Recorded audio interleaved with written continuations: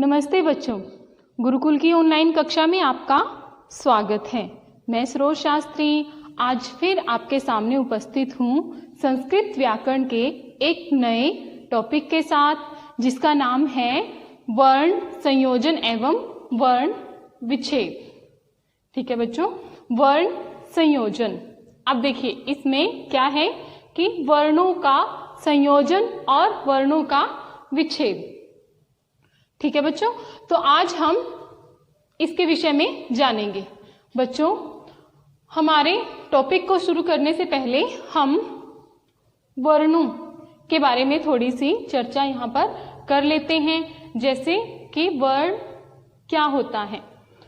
बच्चों, पिछली कक्षा के अंतर्गत हमने वर्ण विचार, वर्णमाला, संस्कृत वर्णमाला के विषय में जाना था, जिसके अंतर्गत हमने पढ़ा था कि वर्ण किसे कहते हैं। वर्ण क्या होता है? भाषा की सबसे छोटी इकाई जिसके और टुकड़े न किए जा सकें। वर्ण के भेद, कितने भेद होते हैं वर्ण के जैसा कि हमने पढ़ा था, वर्ण के भेद हैं स्वर, व्यंजन और अयोगवह। ठीक है बच्चों, स्वर कौन से हैं? हमारे स्वर जो बिना किसी सहायता के बोले जाते हैं उन्हें स्वर कहते हैं। जैसे आप देख सकते हो अ, आ, ई, उ, री, ए, ऐ, ओ, औ। ठीक है बच्चों, तो ये हैं स्वर जिनकी संख्या कितनी है? 13। ठीक है बच्चों, कितनी है संख्या इनकी? 13। और इसके साथ साथ हमने व्यंजन के विषय में पढ़ा था। व्यंजन क्या है? जो स्वरों की सहायता से बोले जाते हैं। व्यंजन में कौन कौन से वर्ण आते हैं? व्यंजन में है सबसे पहले वर्गीय व्यंजन। वर्गीय व्यंजन जो 5 वर्गों में बटे हुए हैं, क से म तक के व्यंजन क्या हैं? वर्गीय व्यंजन या इन्हें स्पर्श व्यंजन कहते हैं। आगे है अंतस्थ व्यंजन। अंतस्थ व्यंजन कौन से हैं? य, र, ल, व। ऊष्म व्यंजन, ऊष्म व्यंजन कौन से हैं? श, श, स, श, श, स, ह। ठीक है बच्चों, ये 4 है अंतस्थ व्यंजन। और सबसे अंतिम क्या है? अयोगवह। अयोगवह क्या होता है? अयोगवह जो स्वरों के साथ प्रयोग किए जाते हैं, जैसे क्या है? अनुस्वार और विसर्ग। अनुस्वार वर्ण संयोजन। अब देखिए वर्ण संयोजनम क्या होता है? वर्ण संयोजनम, वर्ण संयोजन अर्थात वर्णों का संयोजन। संयोजन शब्द से ही पता चल रहा है कि क्या करना है? वर्णों का संयोजन। ठीक है बच्चों, परिभाषा क्या होगी इसकी? 2 या 2 से अधिक वर्णों। अब देखिए वर्ण कौन से हैं? वो स्वर और व्यंजन। स्वर और व्यंजन, 2 या 2 से अधिक वर्णों, स्वर और व्यंजन के मेल या जोड़, मेल या जोड़ से शब्द बनाने की प्रक्रिया। ठीक है बच्चों, परिभाषा क्या होगी वर्ण संयोजन की? 2 या 2 से अधिक वर्णों अर्थात स्वर व्यंजन। कौन से हैं वर्ण? वो स्वर और व्यंजन के मेल अर्थात जोड़ से शब्द बनाने की प्रक्रिया वर्ण संयोजन कहलाती है। ठीक है बच्चों, 2 या 2 से अधिक वर्ण कौन से हैं? स्वर और व्यंजन। स्वर और व्यंजन, जैसे उदाहरण के तौर पर हम देखते हैं, जैसे च जमा अ, तो क्या बनेगा? ये च। अब देखिए च जमा अ, च। आप सोच रहे होंगे कि ये शब्द कैसे है। देखिए, संस्कृत भाषा के अंतर्गत च का अर्थ क्या होता है? च का अर्थ क्या है? और, अर्थात यह भी क्या है? शब्द है। शब्द कैसा होता है? शब्द की परिभाषा क्या होती है? शब्द किसे कहते हैं? किसे कहते हैं शब्द? वर्णों के सार्थक समूह को शब्द कहते हैं। वर्णों के सार्थक समूह को शब्द कहते हैं। ठीक है बच्चों, तो ये वर्णों का, दो वर्णों का सार्थक समूह क्या बना? च, जिसका अर्थ क्या हुआ? और। ठीक है बच्चों, इसी प्रकार उदाहरण है च जमा अ जमा श जमा अ जमा क जमा अह। अब देखिए, इससे शब्द बनाइए। क्या बनेगा? च अ श अ क अ अह। विसर्गे। ठीक है बच्चों, विसर्गे। विसर्गे स्वरों के साथ ही, जैसे कि हमने अयोग वहां पिछली वीडियो के अंतर्गत पढ़ा था कि विसर्ग और अनुस्वार क्या होते हैं? अयोग वहां। ठीक है बच्चों, तो ये स्वरों के साथ ही प्रयोग किए जाते हैं, तो विसर्गे स्वरों के साथ ही आएंगी। अब इन्हें जोड़कर इन वर्णों का संयोजन करेंगे तो शब्द क्या बनेगा? यहां पर चषकः। ठीक है बच्चों, चषकः। ये वर्ण, जो वर्ण हमने यहां पर लिखे हैं, इन्हीं वर्णों का संयोजन हमने करके क्या बनाया? शब्द चषकः। ठीक है बच्चों, चषकः। अब देखिए, इन स्वरों के विषय में क्या हमें जानना जरूरी है? वो है इनकी मात्राएं। हमें स्वरों की मात्राएं पता होनी चाहिए, तभी हम वर्णों का संयोजन कर सकेंगे। जैसे कि हम यहाँ पर पहले शब्द, उन वर्णों के समूह को देख लेते हैं जिसमें इनकी मात्रा की आवश्यकता होती है। जैसे शब्द हैं आपके पुस्तक में, जैसे देखिए, श जमा उ जमा न जमा अ जमा क जमा औ। अब देखिए, यहां पर वर्णों की श्रृंखला कौन सी हुई? श उ न अ क औ। अब इनमें स्वर आए, जैसे श उ। अब इस स उ को जब हम संयोजन रूप में लिखेंगे तो उसके साथ कोई मात्रा का प्रयोग किया जाता है, किसी मात्रा का प्रयोग किया जाता है। वो कौन सी है मात्रा? आइए उनके विषय में ही हम जानते हैं। सबसे पहले देखिए, अ के लिए कोई मात्रा नहीं है। असामान्यतः सभी व्यंजनों के साथ प्रयोग किया जाता है। ठीक है बच्चों, व्यंजन की श्रृंखला में हम उसे जानेंगे। उसके पश्चात है आ के लिए इस प्रकार की मात्रा होगी। ई के लिए इस प्रकार की मात्रा होगी। ठीक है बच्चों, आगे की तरफ से मात्रा दीर्घ ई। ऊ के लिए, ऊ के लिए इस तरह की मात्रा। दीर्घ ऊ के लिए व्यंजन के नीचे उल्टी मात्रा। ठीक है बच्चों, आगे देखिए, री के लिए मात्रा व्यंजन के नीचे इस प्रकार की, और री की मात्रा इस प्रकार की। ठीक है बच्चों, ए की मात्रा होगी व्यंजन के ऊपर एक मात्रा के रूप में, और आई की मात्रा होगी व्यंजन के ऊपर दो मात्राओं के रूप में। ठीक है बच्चों, ओ की मात्रा,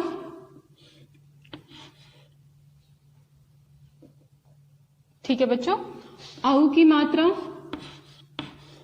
दो मात्राओं के रूप में। तो ये इन स्वरों की मात्राएं हैं जो वर्णों के संयोजन में जानना सबसे ज्यादा जरूरी है। जैसे श जमा उ। अब देखिए, श जमा उ के लिए किस मात्रा का प्रयोग किया गया है? इस प्रकार की मात्रा का। तो व्यंजन के साथ श उ, शु। व्यंजन के साथ श, व्यंजन के साथ श उ।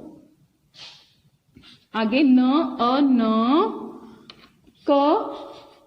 अब क, ओ की मात्रा कैसे होगी? इस प्रकार की। तो क्या शब्द बन गया ये? शुनकौ। ठीक है बच्चों, क्या शब्द बन गया ये? शुनकौ। हमने स्वरों की मात्राएं जानी। अब देखिए व्यंजन। व्यंजन कौन से थे हमारे? व्यंजन के बारे में भी हम जानकारी प्राप्त कर लेते हैं कि व्यंजन के नीचे ये हल, ये इस तरह का जो चिन्ह लगाया हुआ है वो क्यों है, इसके विषय में भी हम यहाँ पर जान लेते हैं। व्यंजन, अब देखिए व्यंजन कौन से हैं? व्यंजन क, ख, ग, घ, अंग, इस तरह से व्यंजन है। ठीक है बच्चों, अब देखिए व्यंजन, व्यंजन की सबसे पहले तो व्यंजन की परिभाषा पर एक बार गौर करना जरूरी है कि व्यंजन किसे कहते हैं। व्यंजन क्या होता है? जो स्वरों की सहायता से बोले जाते हैं उन्हें व्यंजन कहते हैं। ठीक है बच्चों, स्वरों की सहायता से बोले जाने वाले वर्णों को व्यंजन कहते हैं। अब देखिए व्यंजन कौन सी है? क, ख, घ, इस तरह से ये क्या है? व्यंजन है। अब देखिए ये व्यंजन स्वरों की सहायता से कैसे बोले जा रहे हैं? आपने कभी इस विषय में विचार किया कि व्यंजन स्वरों की सहायता से कैसे बोले जा रहे हैं? यहां पर तो कोई इनके साथ स्वर दिखाई नहीं दे रहा ना। तो बच्चों जो व्यंजन इस रूप में लिखे गए हैं, इसका अर्थ क्या होगा? इसका अर्थ क्या होगा कि इन व्यंजनों के साथ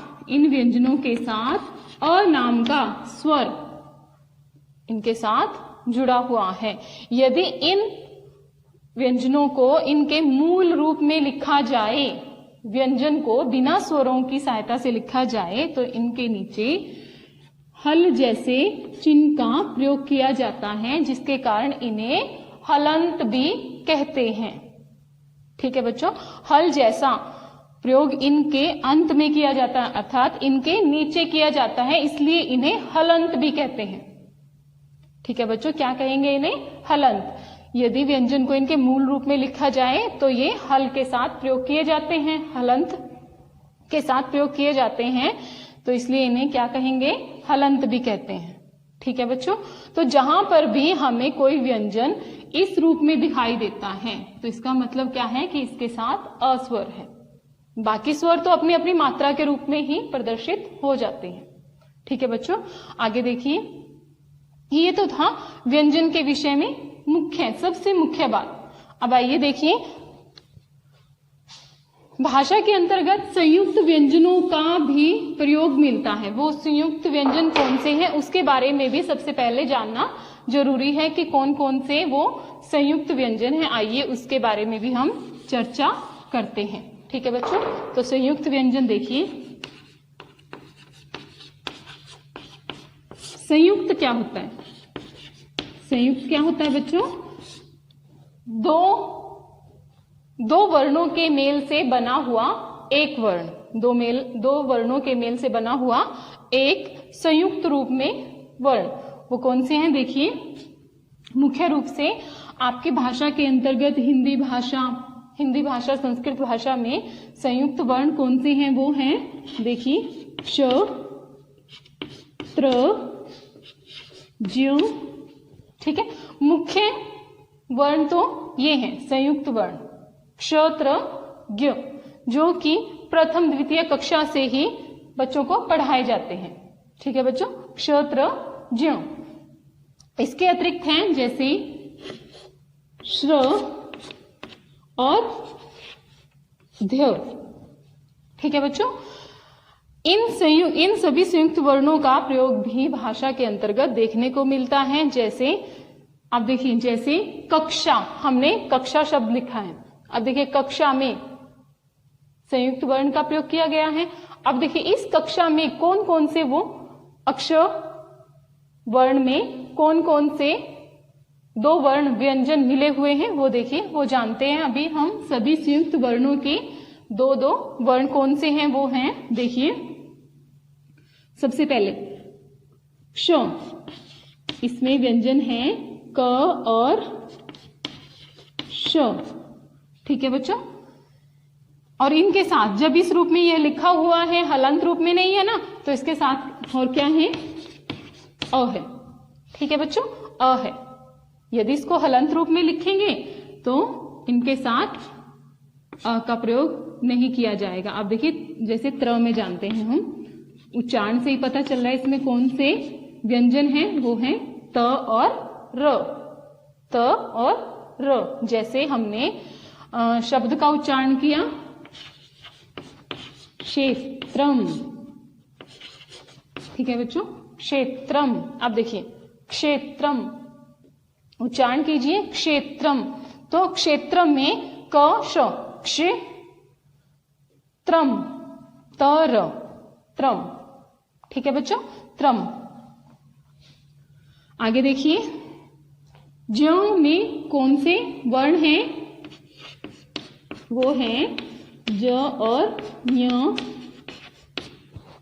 ठीक है बच्चों, ज और य, ज और य।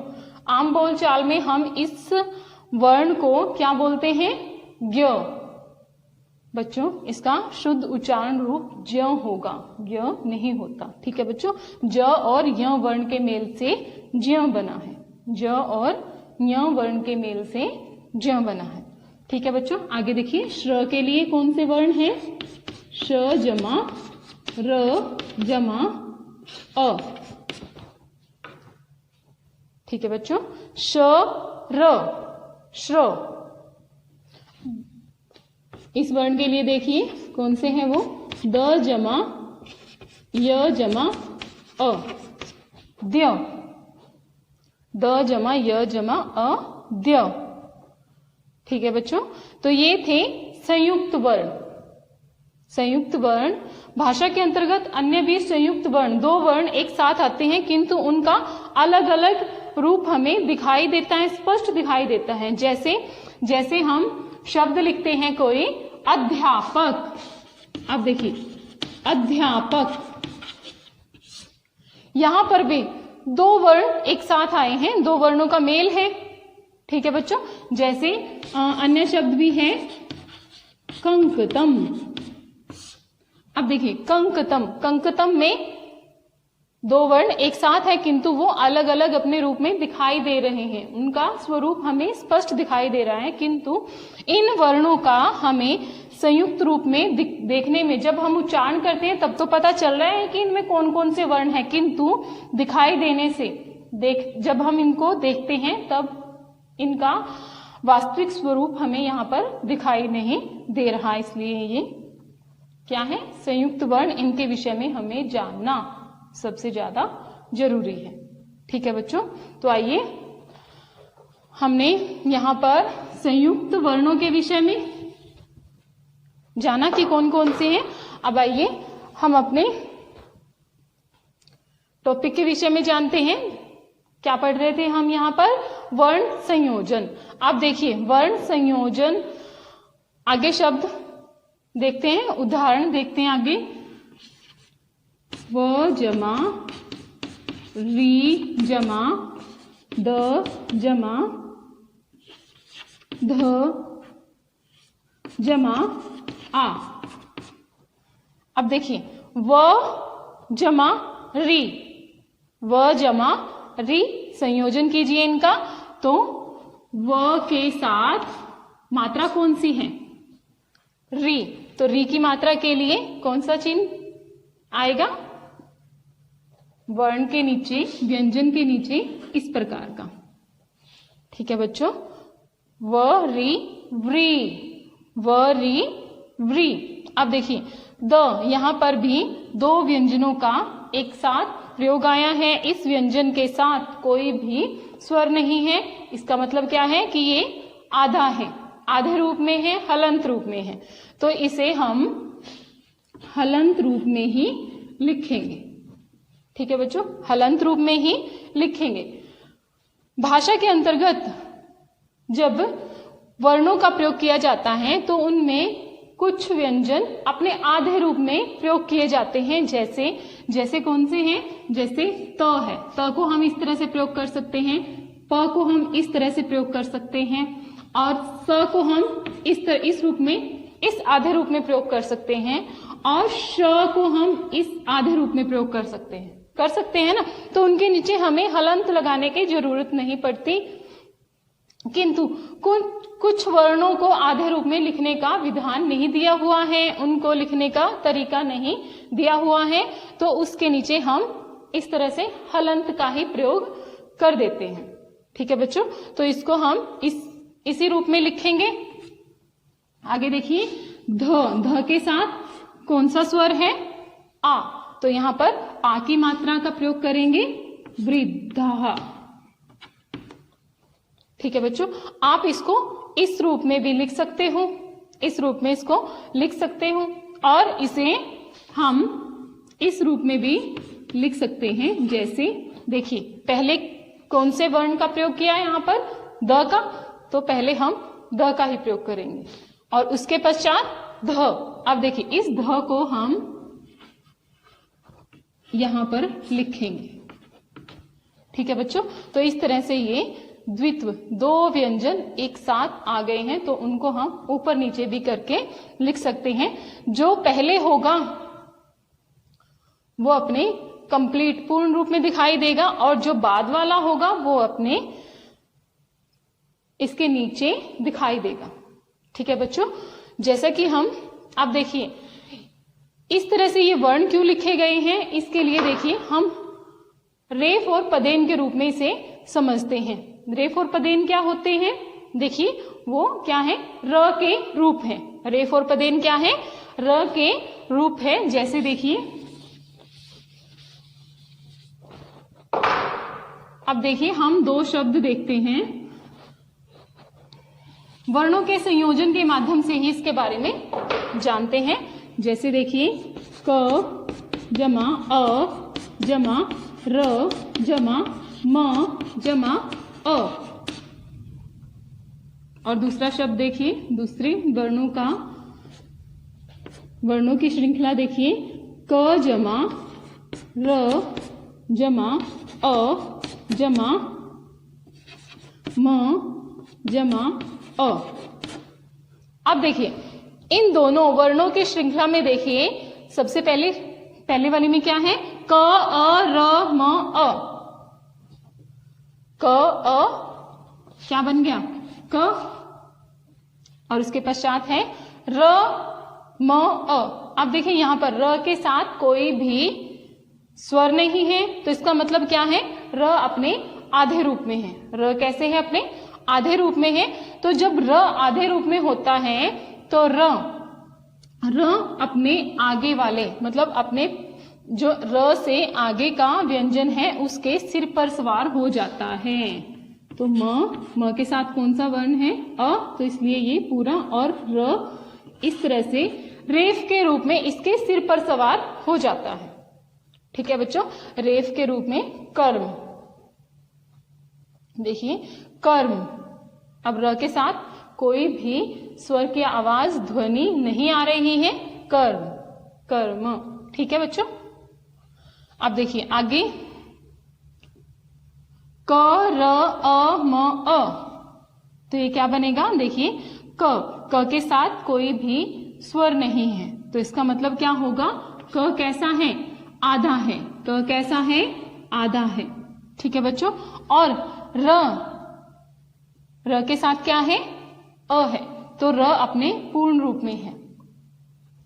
जब र से पहले कोई व्यंजन अपने आधे रूप में होता है, अर्थात हलंत रूप में होता है, तो र उसके पांव में पदेन के रूप में व्यवस्थित हो जाता है। जैसे ये शब्द बना क्रम, इसी प्रकार से जैसे प जमा र, तो क्या बनता है शब्द?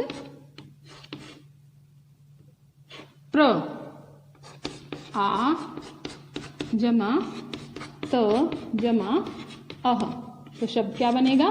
प्रातः।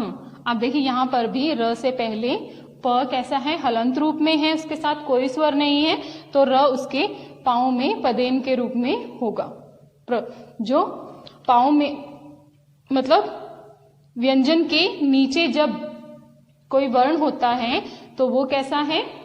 उसका उच्चारण बाद में होता है, और जिसका उच्चारण पहले होता है, जो ऊपर की तरफ होते हैं, ऊपर की तरफ कोई व्यंजन है तो उसका उच्चारण पहले होता है। इसका मतलब क्या है कि उसके साथ कोई भी स्वर नहीं है, जिससे इस व्यंजन के साथ उसके पश्चात वाले व्यंजन का जोड़ संयोजन यहाँ पर होकर वो उसके पाँव में पदेन के रूप में प्रयोग हुआ है। जैसे हम यहाँ पर देखते हैं कंकतम किया हमने यहाँ पर प्रयोग। अन्य भी हैं, जैसे द्वित्व व्यंजन के रूप में हम प्रयोग करते हैं, जैसे देखिए उत्तर, उत्तर। अब इसको द्वित्व व्यंजन के रूप में हम इस तरह से भी प्रयोग कर सकते हैं, उत्तर। ठीक है बच्चों, तो यहाँ पर भी डबल त, दो त का प्रयोग हुआ है, जिसमें पहला आधा है, उसके बाद वाला पूर्ण है। ठीक है बच्चों, तो ये था हमारा वर्ण संयोजन। वर्ण संयोजन जिसमें हमने वर्णों के माध्यम से, वर्ण, स्वर और व्यंजनों के माध्यम से हमने शब्दों को बनाना सीखा, शब्दों की रचना करनी सीखी। ठीक है बच्चों, जिसमें हमने संयुक्त वर्णों के विषय में भी जाना, द्वित्व व्यंजन के विषय में भी जाना और स्वर और व्यंजनों से मिलकर किस प्रकार शब्द बनाए जाते हैं, इस विषय में भी हमने जानकारी प्राप्त की। तो आइए अब हम वर्ण विच्छेद के विषय में जानते हैं कि वर्ण विच्छेद क्या होता है। हमारा वर्ण विच्छेदम, वर्ण विच्छेद, जिसके विषय में हम अगली कक्षा के अंतर्गत पढ़ेंगे। ठीक है बच्चों, जो कि वर्ण संयोजन का बिल्कुल विपरीत है। तो बच्चों, आज की कक्षा यहीं तक थी। आशा है कि आपको वर्ण संयोजन करने की